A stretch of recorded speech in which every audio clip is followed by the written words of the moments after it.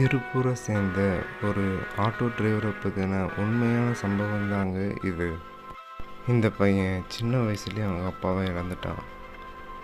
ஆனால் ட்ரக்ஸுக்கு இவன் அடிக்ட் ஆகி இருந்தான். படிப்பை விட்டுட்டு ட்ரக்ஸ் அடிக்க, ஆட்டோ ஓட்ட அப்படின்னு இவனோட லைஃப் ஸ்பேன் ஓடிக்கிட்டே இருந்தது. அவங்க அம்மா இந்த பையன் இப்படி இருக்கானேன்னு சொல்லி ரொம்ப சங்கடப்பட்டு சர்ச் பிரதர்கிட்ட போய் சொல்லி அழுகுறாங்க. ஒரு நாள் 2 நாள் இல்லைங்க, அடிக்கடி வந்து அப்படியே அழுவாங்க. ஒரு நாள் ஜான் ஜபராஜ் அந்த சர்ச்சுக்கு வராரு. வந்து அங்கே ஒர்ஷிப் மீட்டிங் நடத்துகிறாரு.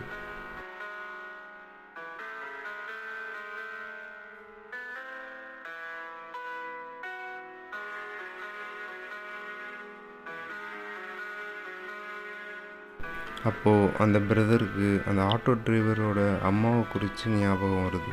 ஜான் ஜபராஜ் பிரதரும் அவருக்காக ப்ரே பண்ணுறாரு. இந்த பையனோட நல்ல பழக்கம் என்னென்னா, எப்பயுமே ஜான் ஜபராஜோட சாங்கை கேட்டுக்கிட்டே இருப்பார். அதுதான் அந்த பையனோட நல்ல பழக்கம். ப்ரே பண்ணதுக்கப்புறம் ஒழுங்காக ஸ்கூலுக்கு போய் எக்ஸாம் எழுதிட்டு வர்றாரு அந்த டிரைவர். எக்ஸாம் ரிசல்ட் வந்துருச்சு. அந்த ரிசல்ட்டை சொல்கிறதுக்காக ஜான் ஜபராஜுக்கு கால் பண்ணுறாரு அந்த டிரைவர்.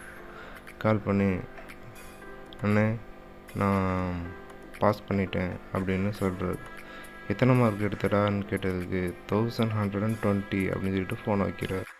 ஜான் ஜபராஜ் பிரதரும் ரொம்ப இம்ப்ரெஸ் ஆகிட்டு ப்ரைஸ் காட் சொல்லிட்டு ஃபோனை கட் பண்ணி வைக்கிறாரு. இம்ப்ரெஸ் ஆன ஜான் ஜபராஜ் பிரதர் அந்த டிரைவரை குறித்து சந்தோஷப்படுறாரு.